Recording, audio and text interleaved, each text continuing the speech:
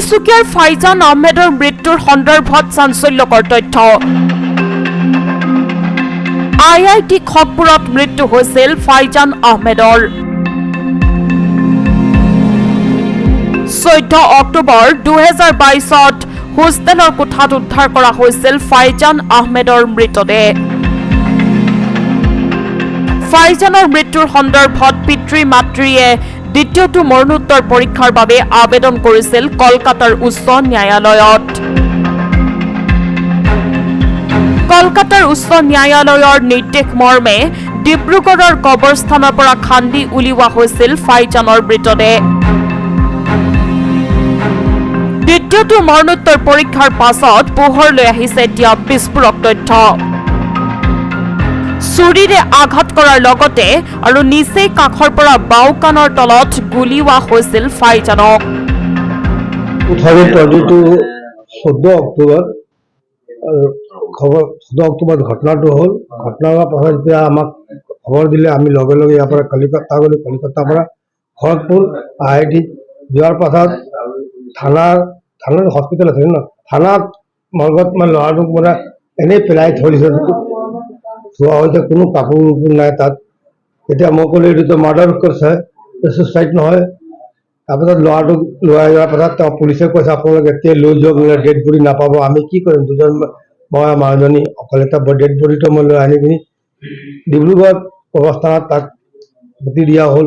তাৰপিছত মই ন্যায়ৰ কাৰণে হাইকোৰ্টত গ'লোঁ, ন্যায়ৰ কাৰণে যুদ্ধ কৰিলোঁ। যোৱাৰ পাছত আকৌ 8 মাহৰ পাছত সেই ডেড বডিটো ওলাই আকৌ মই কলিকতালৈ 27 দিন মৰ্গত থৈ ফৰেনচিক জাজ মিষ্টাৰ গুপ্তাহঁতক এক্সাম কৰিলে। এক্সামিনেশ্যন কৰাৰ পাছত ৰিপৰ্ট এতিয়া আমি গম পাইছোঁ এইটো মাৰ্ডাৰ কেছ হয়। তাক গুলীয়াই মাৰিছে, তাক কাণত গুলীয়াইছে, ডিঙিটো মাৰিছে। গতিকে মোৰ ল'ৰাটোক কিয় মাৰিলে, কেলৈ মাৰিলে, আমি ন্যায়ৰ কাৰণে যুদ্ধ কৰিছোঁ। আমাক ন্যায় লাগে। আৰু মোৰ ল'ৰা বুলি মই নকওঁ, মোৰ পুৰা অসমবাসীৰ ল'ৰা। এইটো মেধাৱী ছাত্ৰ, তেওঁ অসমৰ এটা সপোন আছিলে। গতিকে মই ন্যায়ৰ কাৰণে আজি আমাৰ হেমন্ত বিশ্ব শৰ্মা দেৱলৈ মই অনুৰোধ কৰিছোঁ, তেওঁ আমাক এই হস্তক্ষেপ কৰি কিনে আমাক যেন ন্যায় দিয়ক। আৰু কলিকতা উচ্চ ন্যায়ালয়ৰ মই বহুত আভাৰী, তেওঁ আমাৰ কেছত ন্যায়ৰ কাৰণে তেওঁ আমাক লগ দিছে বুলি লোৱা হ'ব।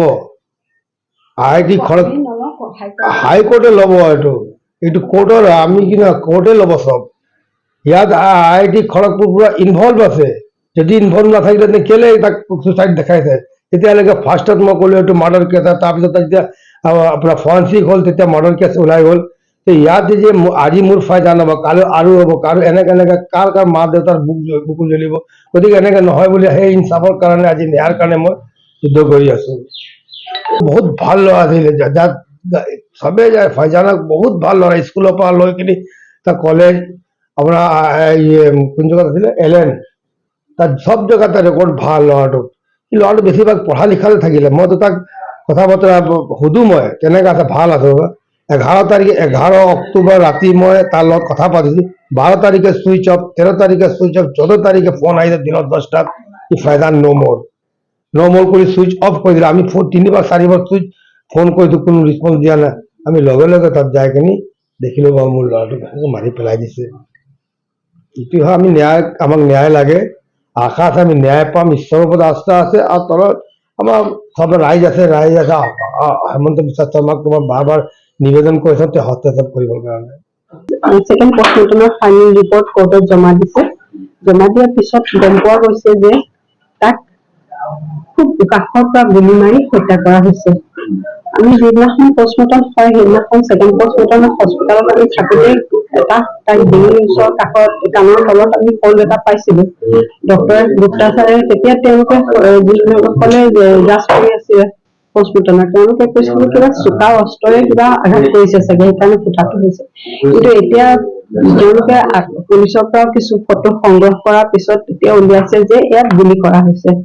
গুলি কৰি অতি কাষৰ পৰা গুলি কৰি হত্যা কৰা হৈছে। এইটো পৰিকল্পিতভাৱে হত্যা কৰিছে, খুব নিৰ্মমভাৱে হত্যা কৰিছে। ইয়াত IIT খড়গপুৰ জড়িত হৈ আছে। IIT খড়গপুৰ জড়িত হৈ থকাৰ কাৰণে তেওঁলোকে ইমান অৰ্থভাৱে তেওঁলোকে যুঁজিছে মোৰ লগত। ইমান কেইজন উকিল থিয় কৰিছে, তেওঁলোকে ইয়াক আত্মহত্যাৰ ৰূপ দি পেলাই গোটেই কেছটো লুকুৱাবলৈ বিচাৰিছে।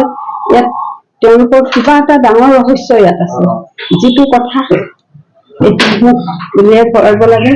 মই হেমন্ত বিশ্ব শৰ্মা ছাৰৰ ওচৰতো অনুৰোধ কৰিছোঁ, তেওঁ যে ইয়াত অকণমান হস্তক্ষেপ কৰে, মোক দুৰ্ভগীয়া মাতৃ এগৰাকীক অকণমান সহায় কৰি মোৰ পুত্ৰক হত্যা কোনে কৰিলে হত্যাৰাক যেন ধৰিব পাৰোঁ, সেইখিনি সহায় কৰি তেওঁ দিয়ে।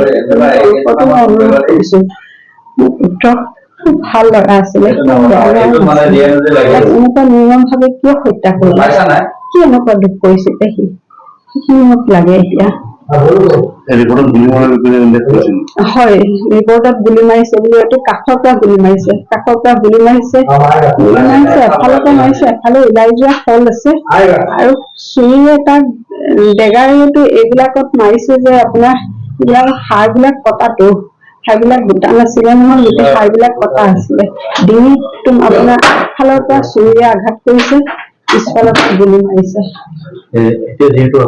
এতিয়াও তেওঁলোকে গাপ দিবলৈ চেষ্টা কৰিছে, কাৰণ SIT গঠন যিটো আমাৰ কৰিছোঁ তেওঁলোকক আমি সন্তুষ্ট হ'ব পৰা নাই, কাৰণ তেওঁলোকে আমাক সন্তুষ্ট ৰিপৰ্ট দিবই পৰা নাই। তেওঁলোকক গাপ দিবলৈ চেষ্টা কৰি আছে এতিয়ালৈকে, যে আত্মহত্যাৰ ৰূপ দি গোটেই কৰিছে। কিন্তু এতিয়া উচ্চতম ন্যায়ালয়ে কৈছে যে ইয়াক এতিয়া SITকো অৰ্ডাৰ দিয়া হৈছে যে ইয়াক গোটেইটো মাৰ্ডাৰ বুলি তদন্ত কৰিব লাগে।